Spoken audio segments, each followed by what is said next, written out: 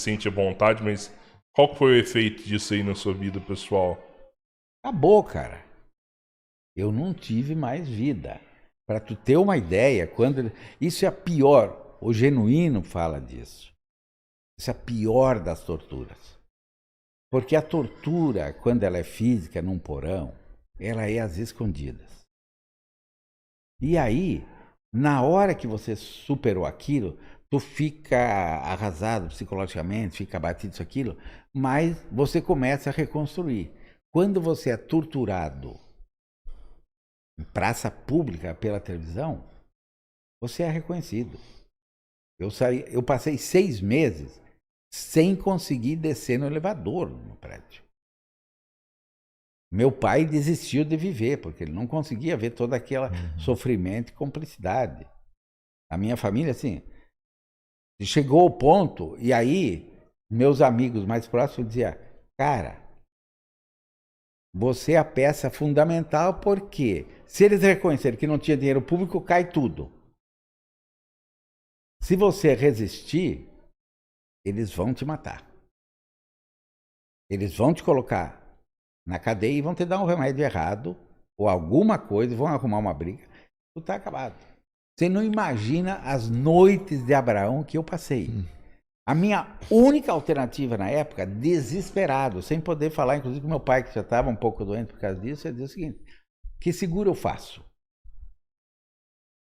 Aí eu decidi ir para a Itália.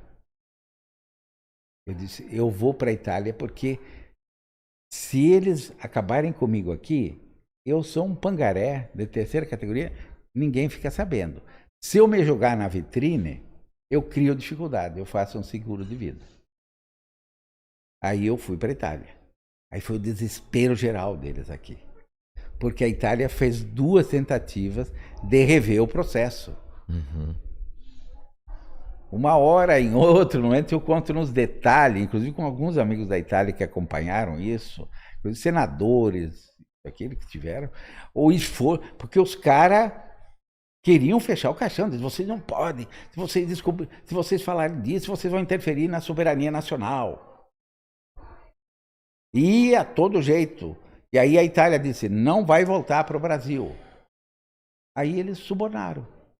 Se você quiser, eu tenho inclusive documentos de pagamentos que foram feitos, recibos. Como eles utilizaram uma triangulação para poder subornar. Quando você foi para a Itália, você saiu pelo Brasil do aeroporto ou teve aquela história Não, de eu saí pela Paraguai, fronteira. Paraguai e depois eu acho eu que saí Argentina eu saí pela Argentina e fui para a Itália. Aí é o desespero. Por quê? Porque esse pessoal sabe o que fez. Todo cara. O problema é a história do Moro. Quando apareceu a Vaza Jato, lembra o desespero? E o que acontece? Você pega o fio da meada, né? E esses caras, eles querem o quê? Se um dia isso vier à tona, eu não esteja mais aqui, né? Porque o sonho deles é ou lavar currículo, né? Ou, bom, já se alguém ficar envergonhado, vão ser os órfãos e as viúvas. Então, é um desespero. Como é que o cara vai chegar? É a história do Papa. Quer dizer, desculpa, né, Da Vinci, nós estávamos errados. Como a Itália também eu vou te contar que porque já tinha até teve uma associação entre você e o caso do Battisti, né, Sim. que era o inverso, né, quando a Itália pediu, o Brasil não vou entregar. E o seu caso, teoricamente semelhante, você nem era, vamos pensar, o culpado da história. E a Itália abre mão de um cidadão, no caso. A justiça da Itália se recusou. Hum, Por isso que tem essa graninha. entendi. O primeiro... E o que tem de visita, e o que tem de viagem para lá, uma hora eu posso abrir, inclusive, as passagens aéreas. Teve vamos pensar, uma demanda realmente Tem, inclusive, a aterrissagem de Moscou, de voos que iam de Moscou para Lisboa e fizeram aterrissagem em Roma. tipo assim, pedindo, por favor, não mexam nisso, deixam a coisa como está. Nós temos outras parcerias negociais, isso, aquilo, porque criava uma situação muito complicada. Sim. E o problema é que muita gente, inclusive do nosso lado, vai cedendo. E não, essa visão de árvore, não de floresta, e não percebeu que ali você poderia ter trancado a Lava Jato. Ou menos dado um freio na Lava Jato, porque na sequência, logo depois, é que a Lava Jato explode e se impulsiona. Porque você criaria o primeiro questionamento, inclusive a nível internacional, opa, esse judiciário não é tão justo quanto você vende. Quem foi que te abraçou quando você caiu? Ou você ficou sozinho mesmo? Quem me abraçou foi minha esposa, né? Até hoje. E ficava 24 horas comigo, com medo de que, né? 2, 3 amigos da época de infância, né? Um outro amigo que já faleceu, que me levou até a fronteira. E o restante não quer nem tocar em você, né? Os mais próximos, olha, me desculpe, eu sei que você é inocente, mas eu tenho família, você sabe como é que é, eu não posso, também não posso me expor muito, isso vai passar. Você tem toda essa desculpa. E tem os outros que, de vergonha, dizem, bom, mas eu não vi nada, mas alguma coisa de errado ele deve ter feito, porque senão não aconteceria, né? E é um pouco isso. O ser humano tem essa, infelizmente, né? Essa questão de ficar do lado do mais forte é o caminho direto. Ficar do lado do perdedor e do mais fraco, só quem tem muito caráter. Eu tive amigos, inclusive, que foram, alguns colegas, ex-colegas, isso, aquilo, que foram à Itália 2 ou 3 vezes para me ver lá e me ajudar. Mas o restante bom, vamos isolar isso, não vamos, porque senão, né, faz o cálculo que eu vou perder com isso, então não vale, né? E o triste é que a maioria das pessoas que fazem isso depois são vítimas. A água bate na bunda também. Pau que bate em Chico, bate em Francisco. Rodrigão, você tinha perguntado o que deveria ser feito, né? Foi uma pergunta que você direcionou para mim, né? Não foi essa? Né? Aí eu vou usar uma palavra que eu acho que é importante, que passa inclusive pelo que eu acho que vocês, né? A ideia que eu acho que vocês vêm tentando construir através do programa, né? Quando vocês pensam num projeto de nação, né? E vocês falam o tempo inteiro, né, num projeto nacionalista, né? O elemento que falta para lidar com isso tudo é coragem. Coragem de fazer aquilo que precisa ser feito quando você está à frente de uma nação, né? E aí vamos pensar que isso depende também daqueles que estão comigo, né? E se eu tenho coragem, a coragem de dizer assim, não toquem nos meus. Não toquem nos meus. Não toquem nos meus camaradas. Não toquem nos meus irmãos. Não toquem nos meus. Essa coragem, eu vou criar, provavelmente eu vou criar uma polêmica agora. Essa coragem falta ao atual presidente da República. É uma figura que não tem coragem, não tem coragem de fazer uma disputa, né? E aí o tempo inteiro é o atual governo negociando com o Centrão e fugindo completamente daquela proposta, né, que a gente fala assim, né? Eu sonhei com aquilo, vejo uma galera que cresceu comigo falando assim, eu sonhei com aquilo e hoje eu vejo isso tudo desmoronando, né? A questão, evidentemente, que falta um processo de formação que, inclusive, o atual governo abandonou. Vamos pensar assim, que se eu tenho coragem, o que eu faço para enfrentar esse tipo de situação? Eu convoco o povo, eu convoco as massas. Qual foi a vez que o atual governo falou assim, vamos para a rua, vamos enfrentar isso tudo que está acontecendo, vamos enfrentar isso aí, vamos lá, vamos para a rua MST, vamos para a rua CUT, vamos as forças populares, vamos para a rua e vamos enfrentar.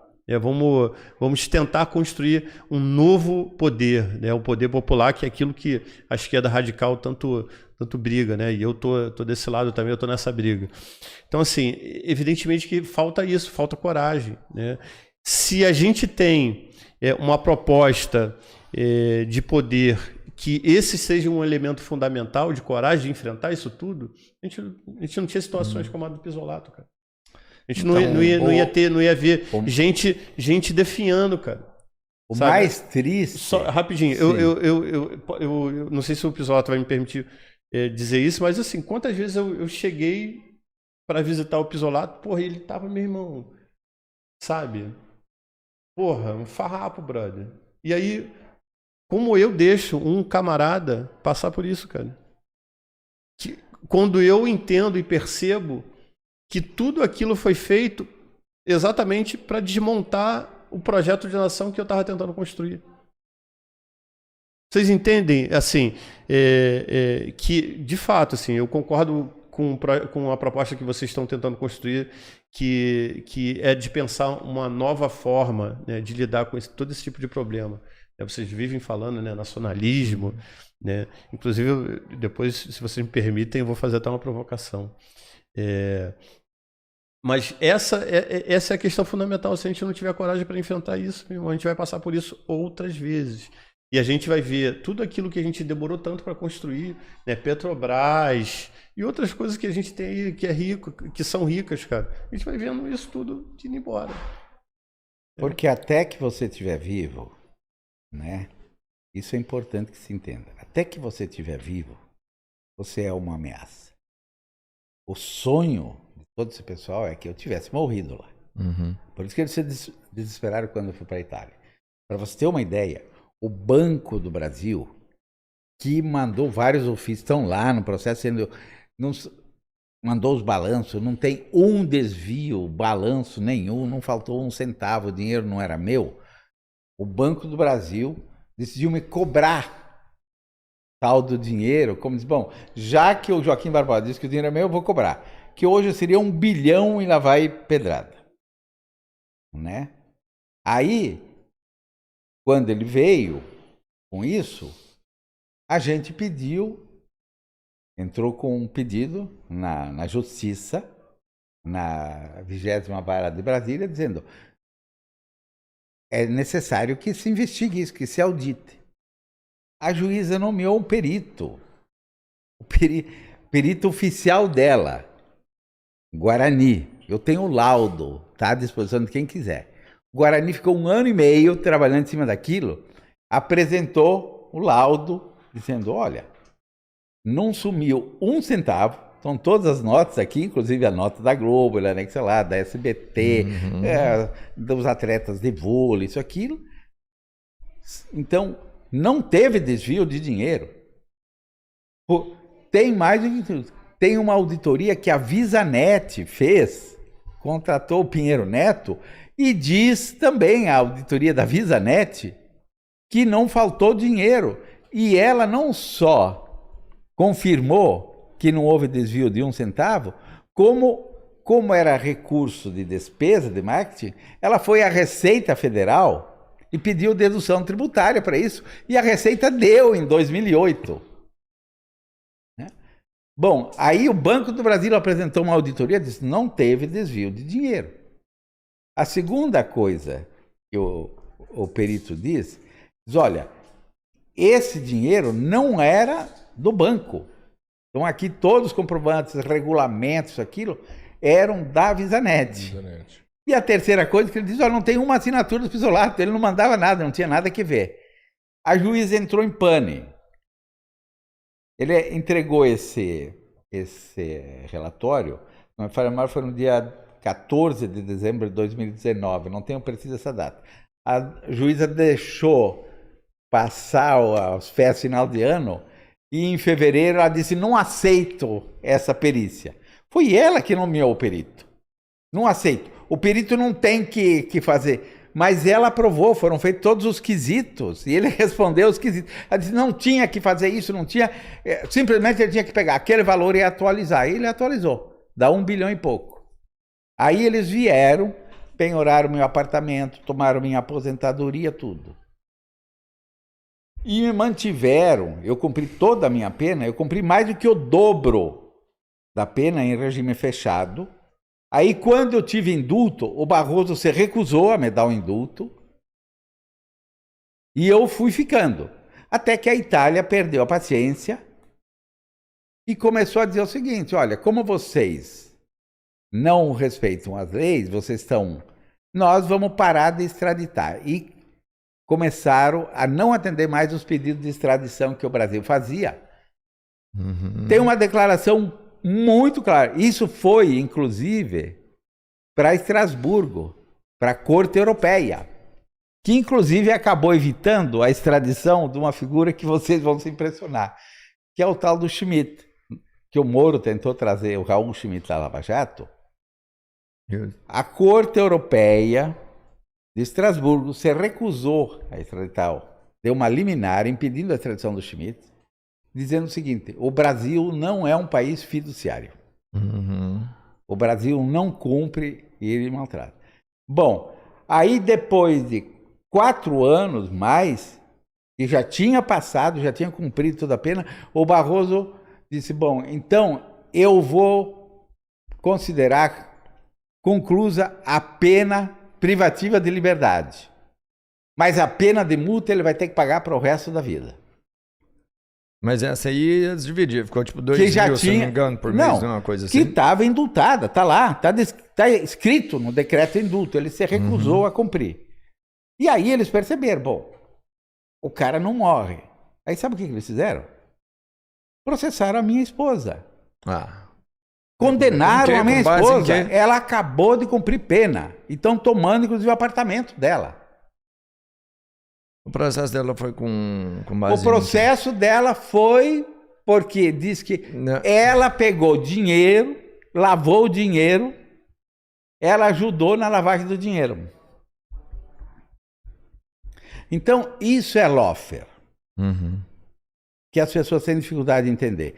Se você pegar, por exemplo, o prefeito de Colatina, o Leonardo, tomaram a casa dele. O prefeito de Limeira, São Paulo. Se vocês quiserem, eu começo a citar nome. Olha o que fizeram com a Márcia Lucena, lá na Paraíba. Olha o que fizeram com o Ricardo Coutinho. Inclusive, quando o STF vai e toma uma decisão, os tribunais regionais lá não cumprem. Não cumprem e vão jogando nas gavetas. Olha o que os caras fizeram. Tem dezenas aí. Eu posso mandar para vocês uma lista. Em Governador Valadares. Olha o que fizeram com a prefeita, com os secretários. Inclusive tem gente que... como é que era o nome do... que era pastor lá, que era secretário? O cara perdeu o filho, perdeu a família, tudo. Foi morar em Angola. Para tentar sobreviver. O senhor esperava mais do governo Lula, do presidente, igual o Marcelo falou? De toda, Você inclusive da esperava mais que sociedade ele brasileira. fosse esse companheiro Só ele, né, todo. que comprasse essa briga do seu lado? A minha grande expectativa é de que quem usa a palavra companheiro, né, fosse companheiro. Eu acho que se a gente usar a palavra companheiro só sobre a forma retórica, não dá para usar. Se você não Companheiro é o que tivesse, divide o pão, né? se você não tiver solidariedade, aí eu vou te dizer uma coisa, mas tem o que eu aprendi com os franciscanos. O que distingue o oprimido, o opressor, o que distingue as pessoas, é o nível que te faz humano, é a solidariedade. Se você não tiver sensibilidade humana, se você não tiver essa solidariedade, tu pode ser um ótimo orador, tu pode ser um ótimo político, um negociador, tá? Mas você vai minar a única ferramenta que o lado oprimido, fraco tem, que é a união. Quer ver? Por isso que a gente derrubou a ditadura militar, porque naquela época, quando a gente fazia fundo de greve, quando alguém era demitido, a gente se solidarizava, quando alguém era denunciado, a gente ia lá e se declarava réu confesso para inviabilizar. Aí o povo ia. Aí o povo dizia, esse vai estar comigo até as últimas consequências. Eu sou desse time. Por aqui a gente constrói um projeto. Quando você é exposto, quando você... E o pessoal começa a dizer, bom, me perdoe, mas eu tenho família, mas isso, aquilo, olha, eu vou cortar, não vou passar mais na tua frente, não publica a minha foto, e isso, aquilo, eu vou procurar alguma desculpa para me livrar. Não é um problema pessoal, é um problema coletivo. Você destruiu o único link que pode dar esse amálgama. Né? É só você ver como, desde os anarquistas que vieram para o Brasil, como é que se fez. E eu acho que nós estamos com esse problema. Inclusive tem uma amiga, a Cleide, diz, deveria ser proibido usar a palavra companheiro. Quem abandona ferido, né, deveria ser proibido de usar a palavra companheiro. Por quê? Porque todos que abandonaram ferido, o que aconteceu com Napoleão lá em Moscou? Quando estava à porta de Moscou e teve que recuar. O que aconteceu com Hitler em Leningrado? Quando começou a abandonar os soldados feridos? Posso dar um